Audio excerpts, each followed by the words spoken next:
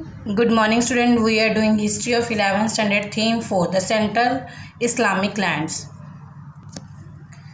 The खलीफत expansion, मतलब इसमें हम पढ़ेंगे खलीफा जो मोहम्मद के बाद जो खलीफा बने थे उनका एक्सपेंशन, उनका विस्तार कैसे हुआ, सिविल वार्स और गृह युद्ध के बारे में पढ़ेंगे, एंड द सेक्ट फॉर्मेशन, और जो जो संप्रदाय बने थे उसके बारे में हम पढ़ेंगे.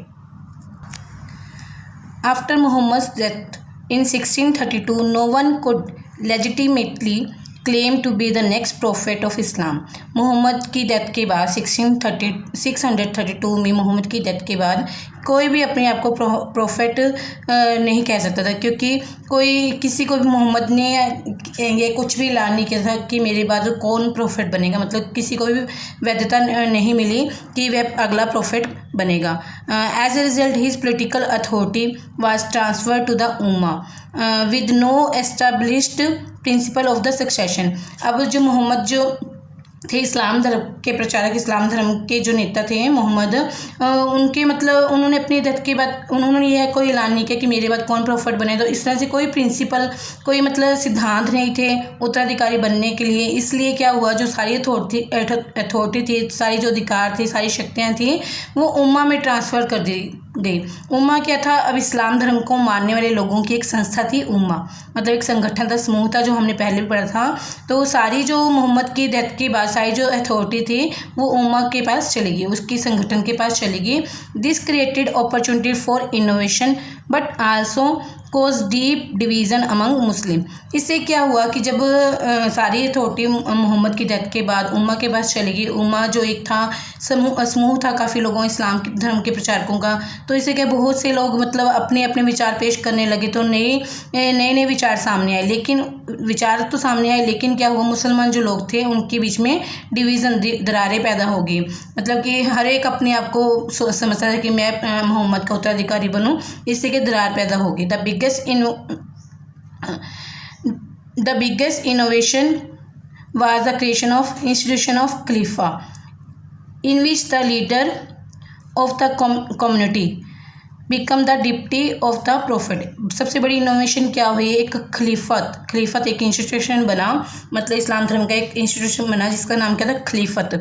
मतलब और जो मोहम्मद का जो डिप्टी था, मोहम्मद से जो अगले नंबर पर था, अमीर उल मुइन, उसने अपने आप को खलीफा घोषित कर दिया. मतलब वो प्रोफेट तो कोई बन नहीं पाया, तो उसका डिप्टी मतलब खलीफा. जब हम कहते हैं ना कोई उसका नीचे जो काम करने वाला होता है उसको डिप्टी कह देते हैं, तो वो इस्लाम धर्म में इसको मुसलमान लोग इसे खलीफा बोलते थे, तो वह खलीफा बन गया. The first 4 khalifa 632 to 661 justify their powers on the basic of their close association with the prophet. उसके बाद 4 खलीफा पहले बने, मोहम्मद की डेथ के बाद 4 खलीफा बने. 632 से लेके 61 तक 4 खलीफा बने, और उन्होंने मतलब अपने आप को प्रोफेट के मोहम्मद के बहुत नज़दीक बताया. And continue his work under the general guidance he had provided. और जो मोहम्मद ने जो गाइडलाइंस निर्देश दिए थे उन्हीं निर्देशों के अंतर्गत उन्होंने अपना काम शुरू किया. The first Khalifa Abu Bakr suppressed the revolt by a series of campaign. अब जो पहला खलीफा था अबू बकर, बहुत सारे जब उम्मा के पास सारी अथॉरिटी चली गई तो बहुत सारी बगावतें शुरू हो गई थी. जो पहला खलीफा बना अबू बकर, तो उसने सारे विद्रोहों को बहुत से अभियानों के द्वारा दबा दिया, मतलब सारे विद्रोह ख़त्म कर दिए. द सेकेंड खलीफा Umar shape the Umar's policy of expansion of power. और जो सेकेंड खलीफा बना उमर, उसने क्या, उम्मा एक संस्था थी ना उनकी इस्लाम धर्म की, तो उसकी शक्तियों को बढ़ाया. एक्सपेंशन मतलब उसकी शक्तियों, उम्मा की शक्तियों को बढ़ाया. द थर्ड खलीफा उथमान आल्सो ए कुरैश. जो थर्ड खलीफा था 644 से लेकर 56 तक वह कुरैश था. Packed his administration with his own man to secure greater control. अब जब वो उसने अपने मतलब ज़्यादा कंट्रोल जमाने के लिए, मतलब इस्लाम धर्म के लोगों पर, मुसलमान लोगों को ज़्यादा धाक जमाने के लिए, तो उसने क्या किया, उस उम्मा में सारे ही आपने अपने ही आदमी भर दिए. मतलब पैक्ट हिज एडमिनिस्ट्रेशन, अपने प्रशासन में सारे अपने ही आदमी भर दिए. This further intensify clarified the Meccan character of the state and the conflict with the other tribesmen. इससे क्या हुआ, जो राज्य का मीकन रूप था, वो मीका में रहते थे, मीकन जो रूप था बहुत ज़्यादा जोरदार शक्तिशाली बन गया, लेकिन दूसरी जातियों ट्राइब्समैन अदर ट्राइब्स मतलब दूसरे कबीलों के साथ कन्फ्लिक्ट मतलब झगड़े शुरू हो गए. Opposition in Iraq and Egypt combined with the opposition in Medina. कहते जो पहले इराक और इजिप्ट में तो पहले ही अपोजिशन चल रहा था, विद्रोह चल रहा था, तो उसके बाद मदीना में भी विद्रोह शुरू हो गया. Led to assassination of the Uthman. कहते असैसिनेशन मतलब डेथ. कहते उसके बाद उन्होंने जो उत्थमान की मौत कर दी, मतलब उसको मार दिया. With the Uthman death Ali become the fourth खलीफा. और जब विद्रोह हो रहे थे, विद्रोहियों ने उत्थमान को मार दिया, तो उसके बाद अली चौथा खलीफा बना. Ali establish himself at Kufa. और अली अपने कोफा में रहना शुरू कर दिया. And defeated an army led by the Muhammad wife Aisha in the battle of the camel. कहते और जो उसने मोहम्मद की वाइफ आयशा की जो आर्मी थी उसको कैमल के युद्ध में हरा दिया. He was however not able to suppress the faction led by the Muawiya. लेकिन मैं वो मोवियों के गुटों के द्वारा जो भी विद्रोह किया जा रहा था उसको सप्रेस नहीं कर पाया. मोविया कौन थे? A kinsman of Uthman and the governor of Syria. जो उत्थमान के सगे संबंधी थे और सीरिया के गवर्नर थे.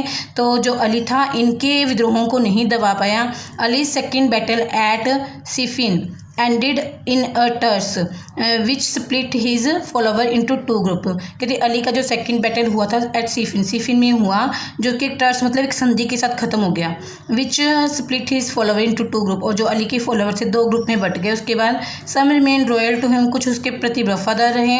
While others left the camp and came to known as Kharijites. और उसके बाद दूसरे ग्रुप में चले गए, कैंप में चले गए, उनको खिरजी बोला जाने लगा. मतलब अली का जब सेकंड युद्ध हुआ सिफिन में, उसके बाद उसके जो फॉलोवर्स थे उसको मारने वाले थे, दो ग्रुप में बट के, कुछ उसके प्रति वफादार है और कुछ उसके विरुद्ध हो गए और जो खिरजीज के नाम से जाने लगे. Soon after Ali was assassination by the Kharijites in a mosque of Kufa. और उसके बाद खूफा के मॉस्क्यू में खिरजिज के द्वारा अली को मार दिया गया. एज़िनेशन मतलब डेथ, किल करना, मार देना उसको, मतलब अली को मार दिया गया. After his death his follower paid allegiance to his son Hussain and his descendant. लेकिन उसकी डेथ के बाद खिरजी लोगों ने उसके बेटे हुसैन और उसके वंशजों के प्रति सहानुभूति थोड़ी दिखाई. मोविया मेड हिमसेल्फ द नेक्स्ट खलीफा इन 661. मोविया ने अपने आप को नेक्स्ट खलीफा बना लिया 661 में. Founding the Umayyad dynasty which lasted till 750. और उन्होंने उमैयद डायनेस्टी चलाई, उमैयद वंश चलाया जो कि 750 तक चलता रहा. Okay student, it's enough for today. Have a nice day.